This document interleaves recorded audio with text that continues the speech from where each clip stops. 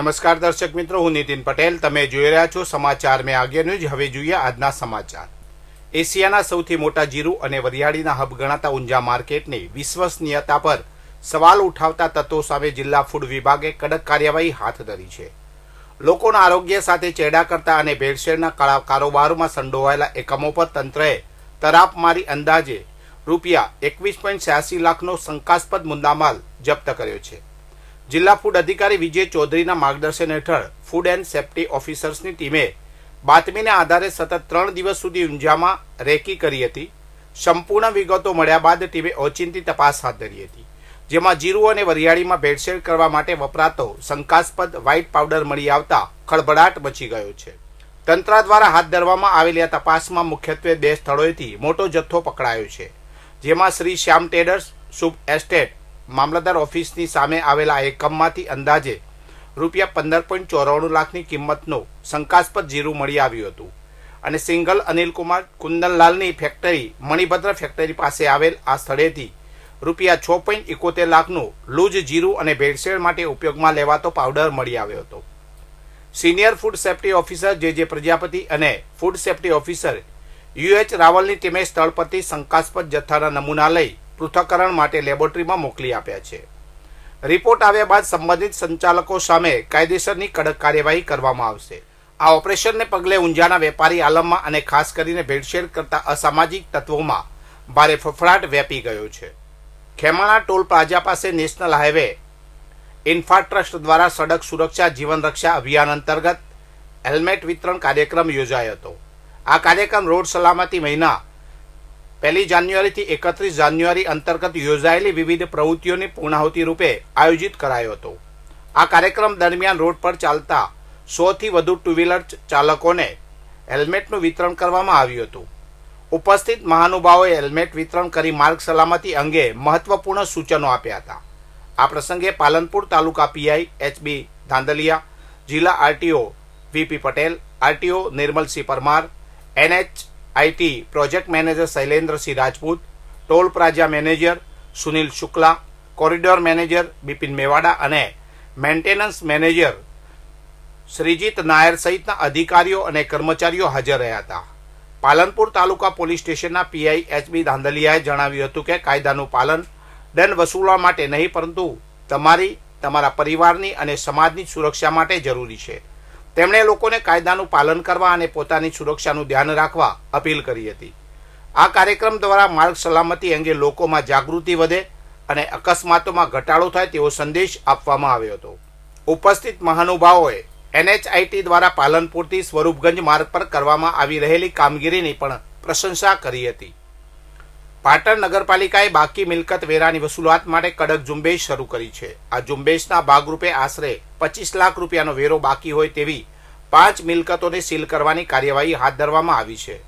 અત્યાર સુધીમાં 3 મિલકતો સીલ કરવામાં આવી છે.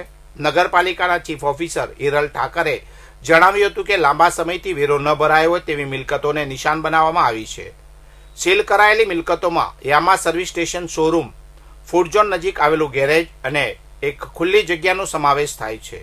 આ ઉપરાંત પાલિકાની ટીમ વર્ષો જૂના નીલમ સિનેમા ખાતે પણ સીલિંગની કાર્યવાહી માટે પહોંચી હતી. સિનેમાના મિલકત માલિક દ્વારા બાકી નાણાં ભરવાની મૌખિક ખાતરી આપવામાં આવી છે. જોકે ચીફ ઓફિસરે સ્પષ્ટતા કરી છે કે જ્યાં સુધી બાકી ટેક્સની સંપૂર્ણ રકમ ભરવામાં નહીં આવે ત્યાં સુધી સીલ ખોલવામાં આવશે નહીં. પાટણ નગરપાલિકા દ્વારા આગામી દિવસોમાં પણ મોટા પ્રમાણમાં ટેક્સ બાકી હોય તેવા અન્ય આસામીઓ સામે સીલિંગની કડક કાર્યવાહી ચાલુ રાખવામાં આવશે. વિસનગર વિધાનસભા વિસ્તારમાં સ્પેશિયલ ઇન્વેસ્ટમેન્ટ રીજન હેઠળ મતદાર સુધારણા યાદીની કામગીરી ચાલી રહી છે. આ પ્રક્રિયા દરમિયાન મતદાર યાદીના પ્રાથમિક ડ્રાફ્ટમાંથી અનેક લોકોના નામ કમી કરવા માટે વાંધા અરજીઓ દાખલ કરવામાં આવી છે, જેને કારણે તાલુકામાં ભારે હોબાળો મચી ગયો છે. આ વિવાદની શરૂઆત સૌપ્રથમ પાલડી ગામમાંથી થઈ હતી. ત્યારબાદ ભાલક, સવાલા, ગુંજા, રાલીસણા અને ઉમતા ગામ સુધી આ વિવાદ પહોંચ્યો હતો. હવે શનિવારે ભાંડુ ગામના ગ્રામજનો પણ આ વિવાદમાં જોડાયા છે અને મોટી સંખ્યામાં તાલુકા સેવા સદન કચેરીએ રજૂઆત કરવા માટે પહોંચ્યા હતા. ભાંડુ ગામના અંદાજે 57 જેટલા મતદારોના નામ કમી કરવા માટે કેટલાક અજાણ્યા શખ્સો દ્વારા વાંધા અરજીઓ આપવામાં આવી હતી. આ બાબતની જાણ થતાં જ ગ્રામજનોમાં ભારે રોષ જોવા મળ્યો હતો. સ્થાનિકોએ મામલતદારને આવેદનપત્ર આપી જણાવ્યું હતું કે તેઓ વર્ષોથી આ જ ગામમાં રહે છે, તેમ છતાં તેમના નામ જાણી જોઈને કમી કરાવવાનો પ્રયાસ થઈ રહ્યા છે. ગ્રામજનોએ આ રજૂઆતમાં જણાવ્યું હતું કે તેમની વિરુદ્ધમાં રચવામાં આવેલું એક મોટું ષડયંત્ર છે. તેમણે ખોટી રીતે વાંધા અરજીઓ કરનાર તત્વો સામે તપાસ કરી કડક કાયદેસરની કાર્યવાહી કરવાની માંગ કરી છે.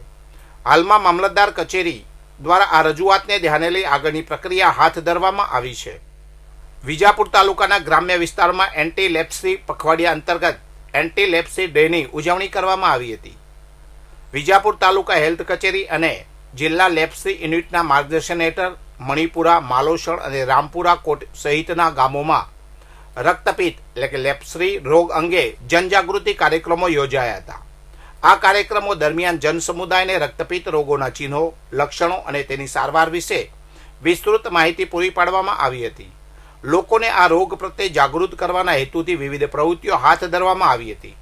ડોક્ટર ચેતનભાઈ પ્રજાપતિએ આ અંગે માહિતી આપતા જણાવ્યું હતું કે શરીર પર રાતાશ પડતા, ચળકતા, એક કે એકથી વધુ ચાઠા દેખાય અને તેમાં સંવેદનાનો અભાવ હોય તો તે રક્તપિત્ત રોગના લક્ષણો હોઈ શકે છે.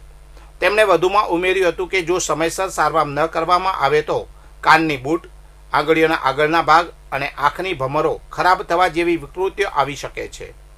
રક્તપિત્ત રોગ વારસાગત નથી અને તે માઇકોબેક્ટેરિયમ લેપ્રી નામના બેક્ટેરિયાથી થાય છે. આ રોગ કોઈ અભિશાપ નથી અને યોગ્ય સારવારથી તેને સંપૂર્ણપણે મટાડી શકાય છે. તમામ સરકારી દવાખાનાઓમાં રક્તપિત્તની મફત સારવાર ઉપલબ્ધ હોવાનું જણાવ્યું હતું. કાર્યક્રમ દરમિયાન રક્તપિત્તના દર્દીઓ પ્રત્યે સંવેદના રાખવા, તેમની સાથે ભેદભાવ ન કરવા અને અંધશ્રદ્ધા દૂર કરવા માટે જનતાને અપીલ કરવામાં આવી હતી. ભેદભાવનો અંત લાવીએ, ગૌરવ સુનિશ્ચિત કરીએ ના સંદેશ સાથે આ કાર્યક્રમનું સમાપન કરવામાં આવ્યું હતું.